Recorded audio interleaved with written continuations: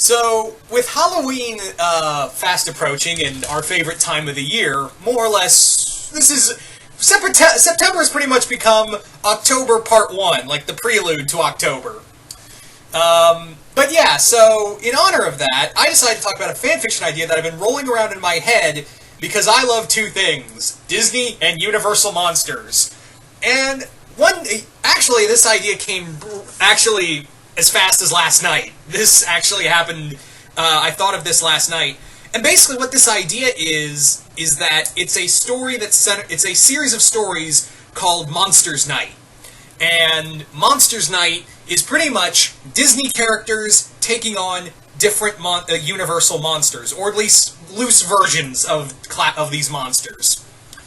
Now, there isn't really... The idea I had is that there isn't really, like, one overarching story. Like, there isn't, like, one big, it's a plot that, it's one big, like, event plot. It's more like it's all happening on Halloween night, and there's loose connection between all of them. Like, one character will hear all these reports, like, reports are coming in from Echo Creek that, there have been victims found with more drained blood, or something along the lines of, more bodies in New York more New York graveyards have been dug up and body parts have been stolen. Stuff like that. Like, that's the idea. So like I said, it's Disney characters versus the Universal monsters. This is actually loosely inspired, I wouldn't say fully inspired, but loosely inspired by the Dynamite Top Cow story called Monster War, which was different Top Cow superheroes like Witchblade, The Darkness, Tomb Raider, and Magdalena taking on monsters that were in the Dynamite license, that were Dracula, the Wolfman, Frankenstein, Mr. Hyde, which I don't know why they needed Dynamite to do that, because technically those characters are in public domain. I don't know. Anyway, so that was kind of the idea, is that Monsters Night is pretty much this story on Halloween night. There are the different characters from different Disney superheroes are taking on different monsters from the Universal, even though they're not exactly like the Universal monsters. Some of them are like new versions of them, or inspired by them, or something like that.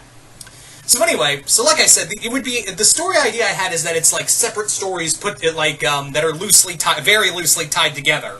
Like, there's no big evil plot or whatever. It's just monsters that happen to attack on Halloween night. So anyway, starting off with this would be, let's talk about the different monster clashes, monster mashups. See what I did there? I'm not clever.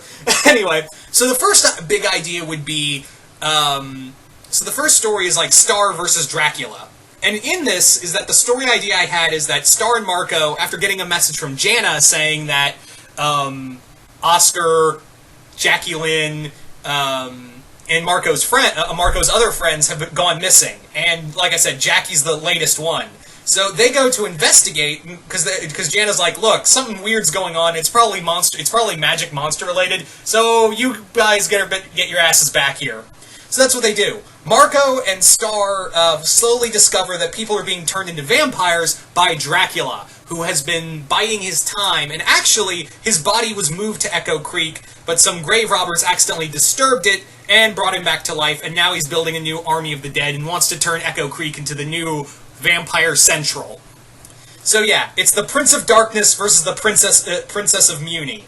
I also had it that Dracula's legend is so well known is that it's actually told in Muni. Like, the people of Muni loosely know the story of Dracula. Like, he was so well known and feared in his heydays that stories of him abound across the multiverse. So that was the idea for that. Following that is Pen Zero versus Mr. Hyde. And this story pretty much centers around Pen and Sashi trying to clear Boone's name after he's found unconscious at the scene of a murder scene. It turns out that the real perpetrator is a descendant of Dr. Jekyll, who, because of Jekyll's, experiments, the Hyde gene, as the descendant calls it, is now passed down. Like, every Jekyll now has a Hyde in them, and this person has a Hyde, and this Hyde used Boone as a scapegoat to commit these horrible murders. So that was the idea for that one. Following that is Gargoyles and Frankenstein's Monster. In this one, it would be, again, another descendant of... the Frankenstein family, but but this person is the last Frankenstein, and thinks, oh yeah, I'm gonna get it right this time. I'm totally gonna get what my great-great-grandfather couldn't get right. So, totally, it's gonna work this time. And the Gargoyles have been investigating, these things with Lisa Mazza asked them, hey, this grave robbing case is kind of weird, and maybe Damona's behind it, or it just feels like something supernatural behind it. So the Gargoyles help investigate and discover this new creature created by the descendant of Victor Frankenstein. And meanwhile, the original Frankenstein monster is roaming around in the city because he's also trying to stop this descendant of Frankenstein, not wanting another monster. He's like, there shouldn't be another me. And this one has parts from actually stolen DNA samples from gargoyles, and has a bit of gargoyle DNA in it, and has some cyber abilities it stole from David Xanatos' company. So that one's a more ramped up monster. Following that, for another story idea, is Kim Possible and the Wolfman, where in this story, Kim has got a mission in Romania, and she's trying to find a lost scientist who's a friend of her father's. And, however, she runs across that, what he was studying was he was a scientist who was studying, cryptozoology. But, however, it turns out that, the thing that he was studying, ate him, and now looks to add Kim to its, diet. Following that, back to New York, is Jake Long versus the Gill Man. And in that story, the Gill Man was captured by a trophy hunter and wanted to bring it back to showcase the world. But the Gill Man broke out and is now stalking around the sewers, and Jake is forced to go down there and get it. Meanwhile, the Gill Man is really interested in Rose because, Gill Man like blondes. So, there you go. The other one is Gravity Falls versus the Invisible Man. And in this story, again, this isn't a descendant of the Invisible Man. It's someone who managed to access the formula of the Invisible Man and is now become an invisible thief slash serial killer. Yeah, an invisible serial killer. Think Rodney Skinner from League of Extraordinary Gentlemen, but a total psychopath. Yeah. So you're dealing with an invisible killer on Halloween night. Not good. Not good at all.